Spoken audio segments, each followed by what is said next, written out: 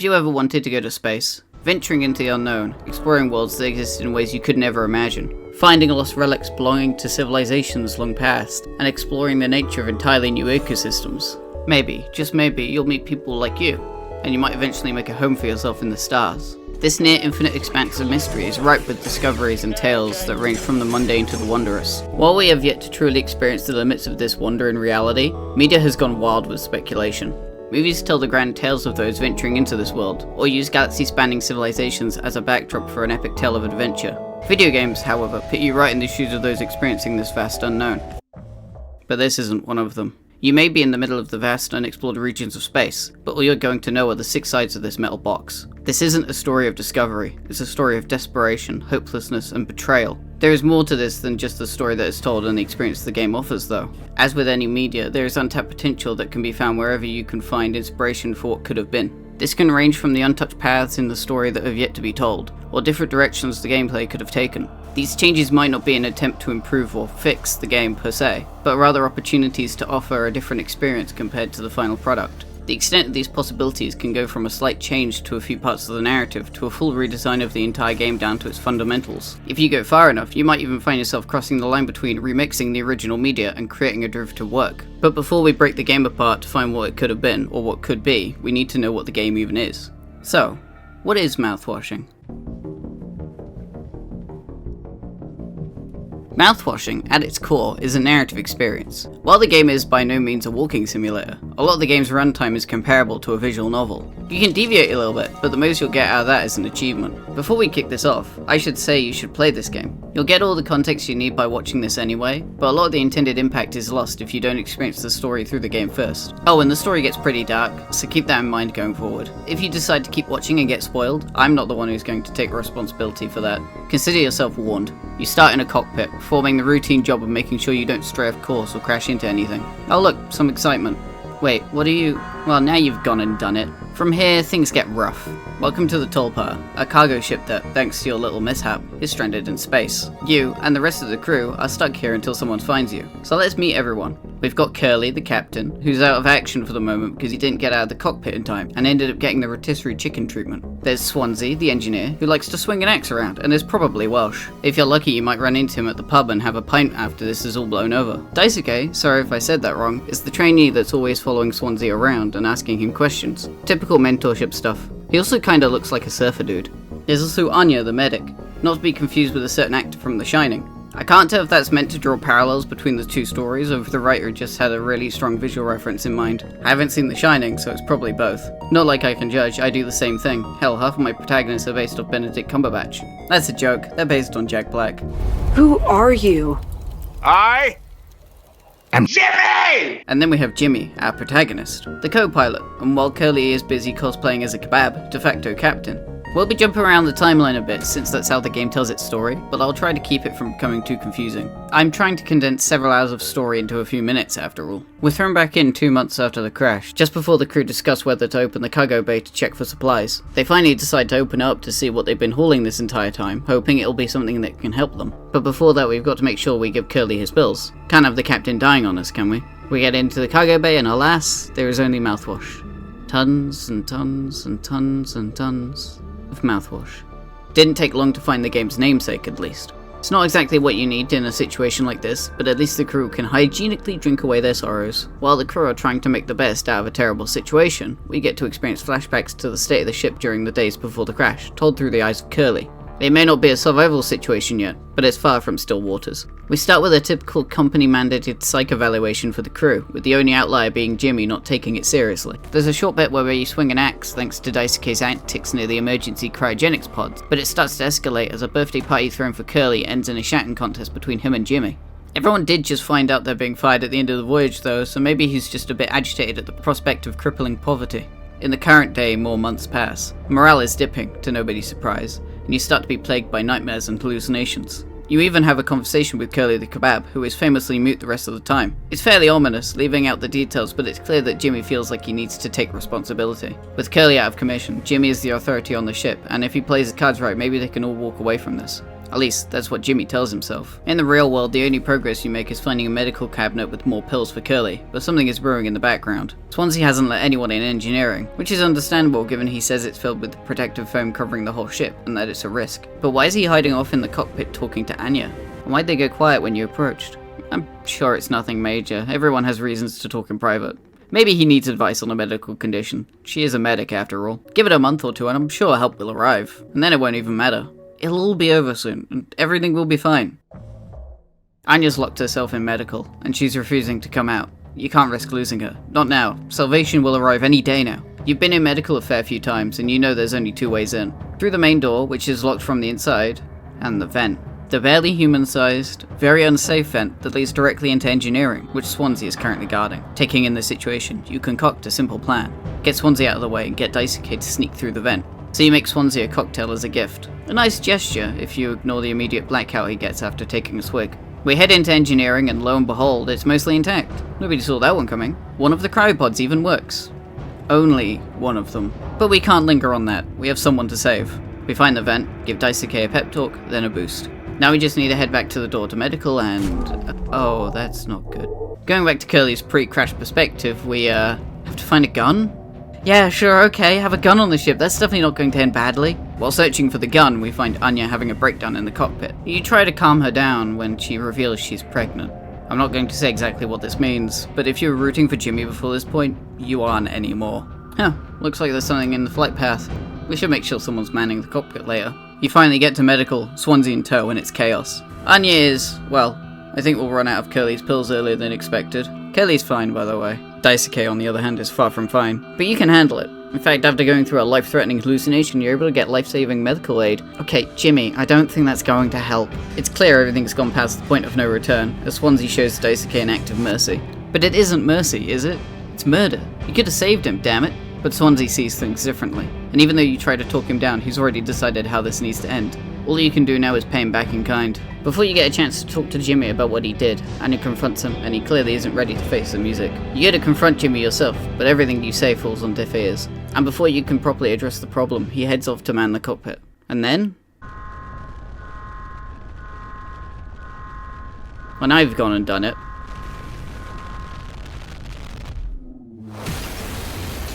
from this point onwards, you're living through Jimmy going through a complete mental breakdown. And somewhere in the corners is Swansea, intending to enact justice. There sure is a lot of symbolism here. Wait, this isn't medical. Eventually you confront him and win. And now it's just you and Curly. 2 birthdays in a year? I feel so lucky. But it's time to rest, and only one of us can have a chance to wake up again. It's time to go home. It's time to take responsibility. For real this time.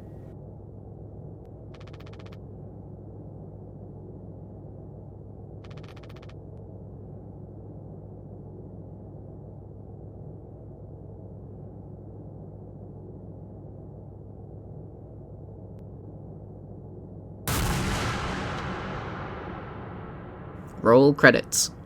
So yeah, that's about 5.5 hours of gameplay summed up for you. Did I skip a ton of nuances and maybe put things in a slightly wrong order? Absolutely. But why did I tell you all that? Well, because the experience I had playing the game, both due to the content itself and how I experienced it, inspired me. All the different ways the game's story could have gone, or how the premise could have been used to make something completely different. Now don't get me wrong, the game is great, but that sort of thinking after the fact is just what I like to mentally chew on after all is said and done. Could I levy criticisms at the game? Sure, but I don't want to, because more often than not they're based on what I wanted the game to be instead of what the game is. And while I would like to delve into the topic of untapped potential as part of the narrative, with how the future of each crew member was cut short thanks to Jimmy's actions, I'd rather leave that discussion to people who understand the game's themes better than me. Instead, let's look at some ways the game could have taken its narrative in a different direction. And to start, we need to go back to the end. Let's extend the ending a bit. Unroll those credits and let's go back a few seconds. You, as Jimmy, just went through an ordeal, surviving against hallucinations and fighting against your fellow survivors. Must have been exhausting, right? So ask yourself, do you really think you'd remember to save a bullet? The gun clicks, but nothing happens. You're still here. You're going to need something else to fulfill your final act. You take Swansea's axe, and desperate to fulfill your twisted view of taking responsibility, look to the protective foam that lines the walls of your prison and start swinging. You cut through the foam, hoping the next swing will break through the protective shell and grant you oblivion, but as you continue you realise the ship is in a much sturdier shape than any of the crew had imagined. Eventually you make your way to the cockpit. certain that this will be the place that will finally grant you escape. Button by button, the controls are freed, and soon you have access to the entire control panel. Still standing within the confines of the ship, and yet to be embraced by the cold void of space, you let curiosity creep into your mind and press one of the buttons. And as you do, the whole system flickers to life, and the screen displays a set of messages. Collision detected. Life support systems stable. Emergency control override engaged due to vessel instability. Course adjusted. Vessel on track to destination. Arrival in 7 days, 13 hours, and 24 minutes. Cut to black, roll credits. The entire time, the crash had done little more than delay your arrival. If the crew had held on just a little longer, they would have survived. All that was different before and after the crash was that none of them knew they were on their way home. Their salvation was simply a waiting game, but not knowing that was all that was needed to condemn them. All that is left now is Jimmy, the one who started it all, and the one who led everyone to damnation when safety was within their grasp. There is also Curly, the silent witness to everything that has happened until this point, and the final survivor. And while Jimmy is realizing the extent to which he failed to take responsibility at every hurdle, Curly offers the opportunity for a different perspective. Let's go a bit further back in the story, just before Jimmy's actions were finally revealed to the player. The ship rumbles as you make your way to the cockpit. Jimmy sits by the door, in no state to help you and looking as guilty as possible. You head inside, hoping you have enough time to avert disaster, but it's too late. Impact. We've already gotten to know the crew members and their plight after the crash as Jimmy, but with the truth revealed, our time as Jimmy is done. Now, we're sticking with Curly for the long haul. First, the searing agony of your wounds hits, and you only see a few flashes of moments as you fight to survive. The crew pulling you free from the wreckage of the cockpit, being dragged to medical and being stabilized. Each moment is only interrupted by the confused, shock-ridden words of the crew as they tend to you, trying to understand why you would ever consider crashing the ship. You know the truth, but you can't speak of it. Like Curly, you're locked away from the rest of the crew, unable to warn them. You're at the mercy of Jimmy, and we both know how that ends. Then, the hallucinations begin, distorting your reality and threatening to leave you as broken mentally as you are physically. These pain-induced hallucinations are only split apart by glimpses of reality, witnessing the crew seal their own fate as a spectator while you lie in a bloody cot. Through this lens, you witness the crew's actions in a different light. Actions that first appeared kind or were overshadowed by other events in the story, are now painted as almost sadistic. And with any way for you to communicate gone, you've been relegated to a silent third party whose only option is to witness the inevitable unfold, unable to intervene and confront the misdeeds or mistakes being made. Curly is already the final perspective of the game, so this can tie well into it, but that isn't the only way this could go. If you change the ending, you can take the story in a much different direction. Rather than the original ending where the situation escalates into the loss of the rest of the crew, it could instead end with Jimmy convincing the crew to get rid of you. This might be Jimmy acting out of fear, not wanting the truth of his actions getting out and masking it as an act of revenge, or a desperation move because all the pills ran out. Either way, the fate of the crew is left in limbo, and the only certainty is that everyone else believes you're responsible for their inescapable plight, and the only person who could exonerate you sold you a death sentence. In this reality, Jimmy's fear of destroying the crew wins over his guilt, and leaves you as the scapegoat. But while the crew are unaware of his betrayal in that timeline, it doesn't mean the truth can't be discovered in others. Curly is often in the care of Anya, the medic, and the most pivotal point in the game's timeline is Anya's death, which kicks off the collapse of the crew and their eventual demise. The act isn't seen on screen, for good reason, and the situation the crew has found themselves in could easily be enough to lead to her actions by themselves. But what if instead of the inevitable toll the situation took on her, it was because something changed? In the moments of lucidity as you see the world through Curly's perspective, you'd see the crew talk to you, knowing you can't respond. This final day, Anya decides to face you, trying to understand why you would crash the ship and condemn the entire crew, but knowing that you can't speak the secrets locked in your mind. That is until you finally muster all you can and whisper 3 words. It was Jimmy. This truth, finally spoken, is the catalyst that rips control of the situation from Jimmy and begins the final road towards his judgment. You could probably interpret these events as taking place in the final game. I doubt there's anything that outright contradicts that possibility, but witnessing them, seeing Curly's final words set off the chain of events that turn the crew on each other, that makes the difference. At the end of it all though, there is the ship itself, with only the remnants of the crew's attempts to outlive the inevitable to show for it. Which begs the question, if the ship was ever found, what would the people who found it make of all that was left? So, you ever played Return of the Obra Dinn? An old vessel drifts into shore, and using a special watch you can go back in time and glimpse at the moments people died, which lets you unravel the story behind the crew's fates. It's a great game, try it out sometime. Let's take that premise, mix it with mouthwashing, and ask the question, what if the ship was found? Now we can't have the discovery take place too early, or else we might prevent the inevitable descent into madness that takes place later in the story. Instead, we use it as a post-mortem perspective, just like in Return to the Obra Dinn. It sets up the trifecta of Curly witnessing the events before the crash, Jimmy's descent into madness after the crash, and this as-of-writing unnamed outside perspective, a detective of sorts, looking over the remnants of the ship long after the events have passed. You can even hint at the wider world through the incorrect deductions the detective makes, using the limited evidence they have. How this side of the story ends depends on how you want it to complement the existing story. The most direct option to explore would be the discovery of Curly. I'd leave his fate unknown personally, cutting to black just before the cryopod is opened, but I could also see him being found dead and the detective making a few notes before moving on as a fittingly bleak ending. Pony Express really do put the resources in human resources. You think as you write down casualties 5 in the incident report form and go check on the cargo. You could even have Curly's fate be discovered much earlier and keep the original ending, adding some extra dread the first time around as you realise that you already know how it's going to turn out even before it plays out before your eyes. Screw being a voiceless victim. Imagine you're checking over a lost vessel so you can make sure the cargo is salvageable, and you run into 2 of the crew members at each other's throats and the rest of them long gone. The best option would be to not get stuck between a hungover lumberjack and a psychotic gunman. But it's not like you can just walk away and risk being reprimanded for abandoning a perfectly good shipment of mouthwash. That situation, there's a lot of different ways it could go, but let's be honest, they're probably all gonna die. But what if death wasn't the end of the story, but the start of an entirely new mystery? This idea doesn't affect the story itself, but the context around it. Imagine the minds behind Mouthwashing, Critical Reflex, released a new game. It's another game emulating those nostalgic PlayStation graphics, with a heavy focus on the narrative, as is their forte. It's about a deep-sea research expedition that delves further than anyone else has before, and discovers something dangerously unfathomable, or something like that. The specifics don't matter too much in this case. The game starts with an ominous venture through the halls with a bit of spookiness before jumping back in time to when you first arrived at the research facility. You head to the lounge and meet the rest of the crew, but before you get inside, it's Jimmy. And the rest of the Tulpa crew are here too. You're even playing as one of them. As can be expected, this expedition doesn't go as planned. Disasters happen, the crew are felled one by one, and you're left to accept your fate as the final casualty. Wait, this isn't medical. Then the game cuts, not in the usual distortion way, but with some sense of finality. But then, it comes back. You're now somewhere else, in a completely different situation. But a few minutes later you find yourself face to face with the same 4 faces. You soon realise it's a recursive loop, a different place, a different situation, but the same people and the same fate. Where does this lead? I'll mostly leave that for you to conjure yourself, since the premise is where this idea shines. But that doesn't mean I can't give some pointers. It could be something solid, a conclusive end to this loop. Or it could be a discovery by one of the crew members that leads them close to solving the mystery of their situation before they're dragged into yet another loop. The game could work akin to an escape room, where your objective is to subvert the inevitable and escape. Maybe one of the crew stops the truth being discovered, preferring to keep the loop intact. Or maybe the devil is in the details. The environmental details, that is. Even without speculating on how this could end, the situation itself can work as a basis to observe how these characters would interact within different environments, and how their fates are connected.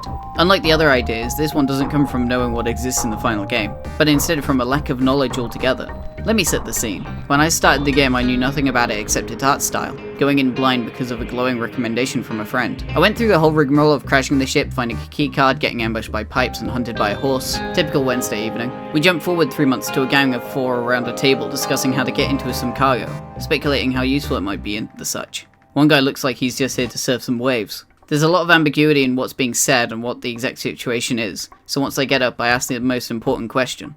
Why is there foam everywhere? Insulation foam that was automatically discharged when the hull breached. Wait, we're in it? Yeah, my friend, you're in the ship. What? I thought we were like on a beach somewhere. I thought it was like we're in like a little like cafe and we're talking about the job we're about to go on, right? And then like they're outside, they're about to go out because the ship has sunk. I didn't think we were still in here. Okay, so I was a little wrong with my initial assumption of where we were. Look, you can't tell me that from this perspective it doesn't look exactly like a cafe, and the surfer dude went to relax by the beach before we went scuba diving for a crashed ship that might be haunted. That initial confusion, the lack of information, let vastly different ideas of what the game could be fester in my mind. Ideas so drastically different from the original game concept that they'd be a completely different narrative, just featuring the same characters. But wouldn't that just be a different game entirely? I mean, at what point do we draw the line between finding the untapped potential in the original game and taking inspiration from it to create something completely new? It's important to remember we're not looking at ways to improve the game directly, but to instead look at what could have been and how these changes would affect the final product. It can be easy to fall into the trap of thinking, this is what would appeal more to me, therefore it must be an improvement. We've explored this topic before in regards to Minecraft, and how that game caters to many different playstyles, but this is something different. Mouthwashing isn't a game which offers much in terms of variety, or replayability for that matter. Instead, it offers a rich narrative experience that can lead one to think about the other directions the game could have gone, given even a slight deviation in creative direction. These aren't directions that lead to a better game per se, but instead offer a different experience or simply scratches an itch the final product doesn't. We've gone over a few ideas already, but there isn't a limit on how far inspiration can go when using the narrative premise as a base. In the mouthwash-laden storage, there could be a caged creature that escapes, and the crew have to find a way to subdue it while waiting for help to arrive, turning the game into an Alien-style stealth game. Oh hey, it's medical. You could turn the gameplay into a whodunit where you're an outsider who learns about the crew pre and post crash via time travel. What if instead of being stuck in deep space, the crew are stranded in a submarine far below the sea? But while inspiration can be limitless, there is a line between redesigning an existing product and creating a fundamentally new creative work. In that regard, there is no better way to see the boundary be pushed than by looking at remakes and adaptations. Many remakes for games claim to capture the feeling of playing the original as a kid, when your imagination could do the heavy lifting, while adjusting the content to match modern design sensibilities. Stuff like updating the visuals or removing technical roadblocks that interrupted gameplay, even if their inclusion would give players a sense of nostalgia. The original Final Fantasy VII may have been simple shapes over a static background, but in the mind of a child it may have looked a lot closer to the remake than you might realise. In these cases, faithfulness is important, but creative liberties are necessary. If they weren't, you'd be seeing a re-release with some bug fixes and quality of life changes instead. Those creative liberties are taken by a completely different development team, one given the difficult task of balancing the appeal and nostalgia of the original game with the design revelations of its successors and the new team's own creative vision. It's not surprising that how well the balance is maintained varies between projects. On one side are the Resident Evil remakes/reimaginings, which helped revive the franchise and created an easier on-ramp for players new to the series. And on the other side we have basically every movie adaptation of a video game that didn't release in the last 5 years. Early video game movies are where we start to see the definition of adaptation be pushed to its limits. The live-action Super Mario movie is barely recognisable compared to its video game counterpart. I can't exactly say extensive creative liberties weren't necessary though, since this is what they were working with at the time. More modern works vary on this spectrum, and it's clear that those working on them were inspired by the source material to make the changes they did. Be it a change to the narrative to give a love character more screen time, or mechanical changes that help the entire experience flow better. Sometimes these changes can be so extensive they allow the final product to be considered completely separate from the original work, even if it has to wear its inspirations on its sleeve. When it comes to mouthwashing, we've seen how inspiration can change a product to different extents, from an altered ending to a complete redesign of the game's fundamentals. Question is, when inspired by an existing work in this way, what do we do with these ideas? Well, there's no harm in a little self-expression. Rather than letting those thoughts settle, or hoping those ideas are explored in a future sequel or adaptation, you could use them as inspiration for your own works. More works than you'd think started off life as a fan's what-if of an existing piece of media. And I can't blame them. Getting a random idea from the wasted potential in a piece of media you've experienced can be oddly motivating. Sometimes these inspirations are fairly obvious, and sometimes they're hidden amongst a dozen other inspirations. Not everyone can take that in-the-moment inspiration and run with it, but don't let that stop you from trying. It's always fun to talk about that sort of thing in social media, if you're able to find the right people to riff off of. And if all else fails, make a YouTube video about it, or write a review if you're not up for some video editing. The point here is, rather than wishing an existing work to have been made differently, it might be worth trying to put that creative energy to paper. It's a good creative vent, and if you're lucky you might find like-minded people or inspire others to explore those ideas further. But before you get any ideas, I'm calling dibs on Concept 3.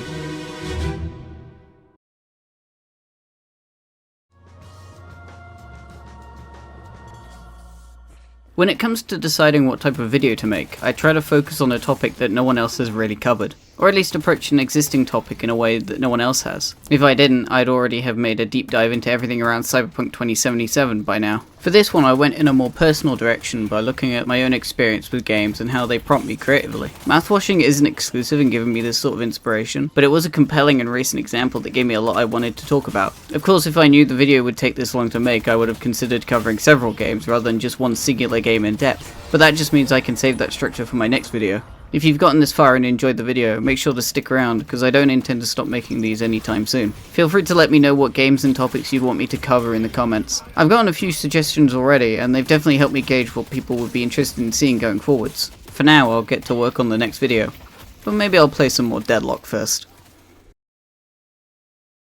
That's a joke, they're based off Josh Hutcherson. Oh my god, I cannot say it. That's a joke, they're based on Josh Hutcherson.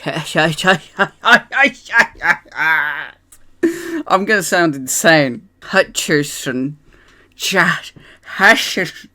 That's a joke, they're based off Josh Hutcherson. Hutcherson. Fuck it, I'm changing it to Jack Black. Emma Myers.